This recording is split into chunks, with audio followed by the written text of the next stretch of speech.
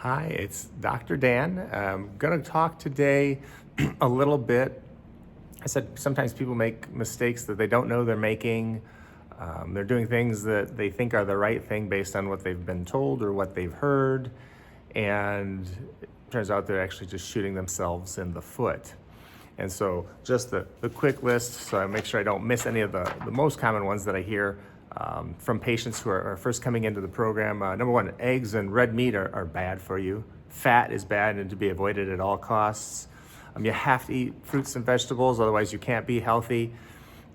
Eat less, move more. Fiber is essential. Easy on the salt, and then calories in, calories out. And for the most part, all of those, if done in that order or given higher precedence in terms of how you eat and how you feel your body, you're going to have a problem because they don't work. And I know this because as a business owner who actually ran a fitness center, had an 8,000 square foot fitness center, 30 treadmills, elliptical trainers, above ground endless pool, bike stations, the whole 9 yards. Unfortunately, the majority of our patrons were not thin. Now, certainly some of them were, but most of them were in there trying to lose weight. If losing weight was as simple as burning more calories, we'd notice the effects of that, and we haven't. And today I'm going to focus specifically on the vilification of fat. Fat is bad. Stay away from fat. And actually, I can remember very clearly when this started. Many years ago. It was in the early 90s, and there was this big push to get all of the fat out of your diet. Fat-free this, fat-free that, Coke Zero, all of these things that were no fat. And of course, what they didn't tell you is that in place of the fat, they gave you sugar, which is obviously a million times worse. Sugar, of course, as everybody knows who's watched any of my previous videos which spoke about sugar. Sugar has zero nutritional value. That's right, there is no nutritional value for sugar. The only thing that sugar has is that it's highly addictive and it keeps us coming back for more. It's a trigger. But back on fat, most people should know, if they don't, that our brain is mostly fat. And specifically the white stuff in our brain, which is the myelin, or the insulation around all those little nerve endings and wires that connect and synapses that connect together on our brain. Myelin is made from fat. Like 75% of the brain is myelin, and 100% of that myelin is fat. And this goes to actually a current health crisis that we are experiencing. Right now, number four, on the causes of death in the United States for of course, over 65, for the over 65 crowd, is Alzheimer's disease. And mainstream medicine is like completely mystified as to the causes and what's going on. And when anyone ever tries to provide a non-allopathic, non-medical, non-drug-based solution, they are attacked vigorously. I know this because I actually went through something called the Bredesen Protocol as a course, like about 125, 150 hours, somewhere in there. And Dr. Bredesen has been working for years with people who have Alzheimer's, and again, that's why I took the program, because there's ways to reverse, slow, and prevent, in some cases, the outcome of Alzheimer's. And shockingly, it's related to diet. Now, there's certainly other things involved, but one of the key components is fat. And the reason why that's important, the reason why fat is important, is because that myelin covers all of those nerve endings in your brain. That's what transmits all those signals. And as that myelin breaks down, if there's not enough fat to replenish it, nutrition, to provide nourishment, so that your body can rebuild that insulation and make sure that those nerves are protected, then those wires start to cross. And what happens when we get wires crossing? Just like in a house, we get shorts. Things stop working, short circuit, and of course we lose capacity for memory.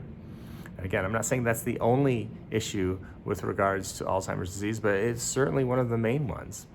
And in the Breezen protocol, when you see people start eating better, which is something that we've used, we've adapted a little bit, but in that protocol for reversing or reducing the effects of cognitive decline on somebody, when somebody starts eating better and eating correctly and allows their body the chance to restore itself and heal itself, those effects magically go away. And I would say that I'm shocked, but I'm no longer shocked at this point, because the body is an amazing machine.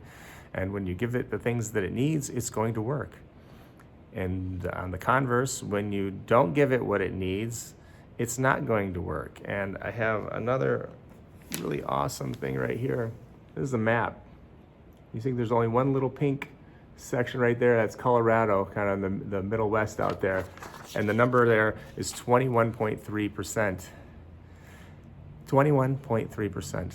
That's 21.3% of the population in Colorado is obese, which means they're 30% or more over their ideal weight. And that's the lowest. It ranges all the way up to 36%, which means well over a third. And so if losing weight was as simple as move more, eat less, avoid fat, avoid eggs, eat fiber, eat fruit, if it was that simple, then wouldn't everybody, for the most part, be thinner? So I would argue there are some other things going on. There was the introduction also at the same time, that low-fat movement of high fructose corn syrup. We all know that high fructose corn syrup is the devil. Massive amounts of sugar, spiking the insulin. Many times we don't even know it's in there because we don't read labels. We need to. I'm guilty of it myself. I don't always read. Of course, I've made it simpler for myself. I've gone mostly carnivore, so it makes my life easy. Limit my choices, limits my chance to make a mistake.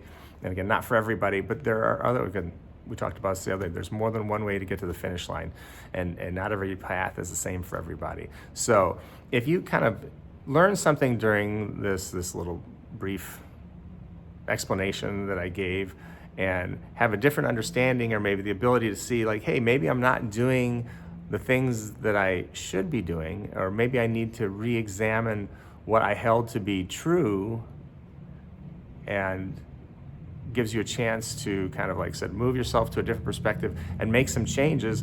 That's great. That's what I love hearing. That's what I want to provide for my patients, and of course anybody who's watching these videos. Same concept, is to provide the education, provide the information that you're not hearing in other places, so that people can develop a better understanding and be their own advocates and take charge of their health. Again, we're always here to help. You can email us at help@fixmept.com, or you can give us a call. I'll put the information down below in the links to our website. But again, we're here to help people, especially people who want to take charge, people who are tired of dealing with doing the same things and not getting any result, getting frustrated looking at that scale and not seeing the number change. That's exactly why we're here. So we look forward to hearing from you. Of course, you can always do it on your own. There's tons of resources out there, but just to let you know, we're always here to help. Thank you, and have a great day.